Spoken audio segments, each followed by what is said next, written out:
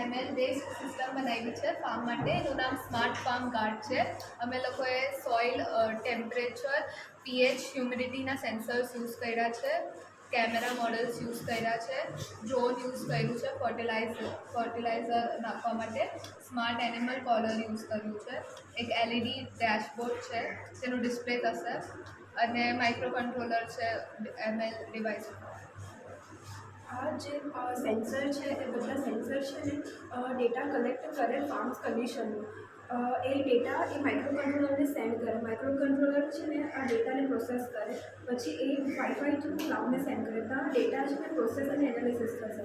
પછી તે ડેટા જે રિઝલ્ટ મળશે તે છે ને ફાર્મ્સના ફોન પર નોટિફિકેશન મોકલશે, યા તો ફિર LED સ્ક્રીન પર ડિસ્પ્લે થઈ જશે.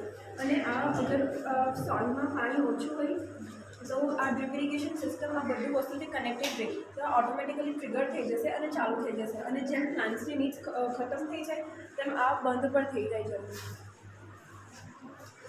કેમેરા મોડ્યુલ પ્લાન્ટ્સના ઇમેજીસ કેપ્ચર કરશે થ્રુઆઉટ ધ ઇન્ટરવલ્સ, અને એ ડેટા ML પ્રોસેસરમાં જશે. ત્યાં એ લોકો એનાલાઇઝ કરશે થ્રુ એના ટેક્સચર અને કલરથી કે પ્લાન્ટ્સમાં કોઈ ડિઝીઝ છે કે નહીં.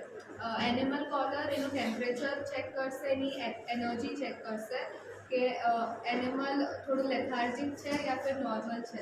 એ રીતે અલર્ટ્સ જશે ફાર્મરને. આ બધી સિસ્ટમ સોલાર પેનલથી વર્ક કરશે, જેથી ઇલેક્ટ્રિસિટી બિલ્સ ફાર્મર્સને વધારે કોસ્ટલી પડશે.